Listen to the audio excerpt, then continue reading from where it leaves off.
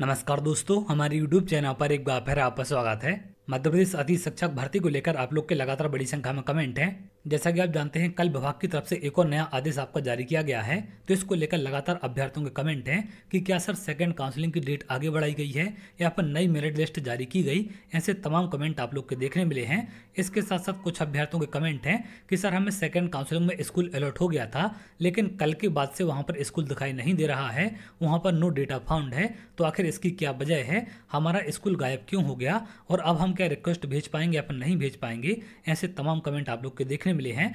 Third counselling को लेकर भी बहुत सारे अभ्यर्थियों के कमेंट हैं कि क्या अब थर्ड काउंसलिंग होगी या फिर नहीं होगी। तो इन सब के बारे में एक एक करके आगे हम बात करेंगे। सबसे पहले अगर हम बात करें आदेश के बारे में, तो यहाँ पर आदेश में आपको क्या कहा गया है, जैसा कि आप यहाँ देख सकते हैं, लोक शिक्षण संचालनालय मध्य प्रदेश की तरफ से अति शिक्षक उपस्थिति रिक्वेस्ट सत्यापन के संबंध में आपका आदेश है।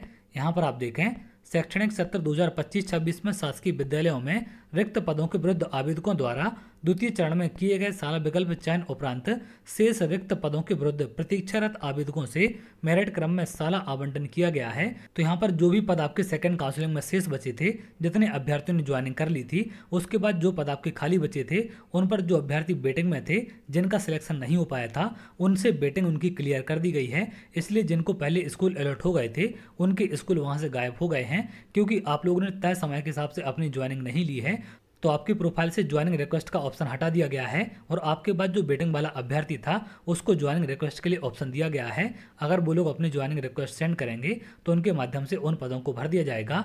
अतः शाला प्रभारी एवं आवेदक निम्नानुसार समय सारणी अनुसार पोर्टल पर कार्रवाई करना सुनिश्चित करें। तो यहाँ पर ये चीज़ आपको क्लियर हो चुकी है कि सेकंड काउंसलिंग की नई मेरिट लिस्ट आपकी जारी की गई है। इसके पहले एक बार मेरिट लिस्ट आपकी जारी हुई थी, उसमें जितने अभ्यर्थियों ने ज्वाइन नहीं किया था या फिर जितने पद आपके खाली बचे थे, उन शेष खाली पदों पर आपकी फिर से जो वेटिंग में अभ्यर्थी थे, उनसे मेरिट लिस्ट आपकी जारी कर दी गई है। तो यहाँ पर चॉइस फिलिंग आपकी नहीं कराई गई, इस बात का आप ध्यान रखें। जो आपने सेकंड काउंसलिंग में पहले चॉइस फिलिंग की थी, उसी चॉइस फिलिंग के आधार पर आपकी मेरिट लिस्ट जारी की गई है। अब यहाँ पर आपको समय सारणी जारी कर दी गई है कि कब आपको क्या करना है। यहाँ पर आप लोग रिक्वेस्ट अपनी 21 तारीख से 23 तारीख तक शाम 4 बजे तक सेंड कर सकते हैं। वो शाला प्रभारी इसका सत्यापन 22 तारीख से 23 तारीख तक कर सकते हैं। तो अगर आपने सेकंड काउंसलिंग की चॉइस फिलिंग की थी, तो आप लोग अपनी प्रोफाइल पर जाकर देख सकते हैं कि क्या आपको स्कूल अलॉट किया गया या फिर नहीं किया गया, क्योंकि नई मेरिट लिस्ट आपकी जारी की गई है। तो आप लोग थर्ड काउंसलिंग का इंतजार ना करें, अभी सेकंड काउंसलिंग की मेरिट आपकी आ चुकी है, तो उसको जाकर आप चेक करें।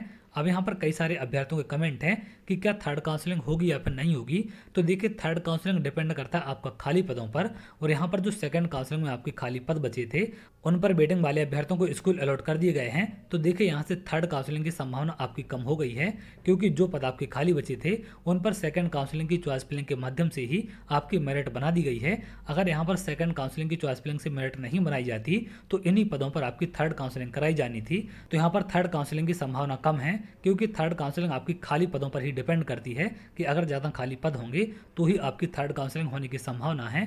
लेकिन यहाँ पर कम पद होने के चलते सेकंड काउंसलिंग के माध्यम से ही दोबारा आपकी वेटिंग लिस्ट क्लियर कर दी गई है। तो आप लोग जाकर पोर्टल पर चेक कर सकते हैं, उस समय सारणी के अंदर अपनी रिक्वेस्ट आप सेंड करें। अदरवाइज डेट खत्म होने के बाद आपकी प्रोफाइल से भी स्कूल अलॉटमेंट का ऑप्शन हट जाएगा, तो इस बात का आप ध्यान रखें। कई सारे अभ्यर्थी ऐसे हैं जिन्होंने अपनी ज्वाइनिंग रिक्वेस्ट सेंड नहीं की थी और अब उनके स्कूल से ज्वाइनिंग रिक्वेस्ट का ऑप्शन हट चुका है। तो आपको ये गलतियाँ नहीं करनी है, तय समय के हिसाब से आप लोग अपनी ज्वाइनिंग लें, जिससे कोई भी दिक्कत आपको ना हो। तो चलिए, आगे जो भी अपडेट होगी मैं आपको जरूर शेयर करूंगा।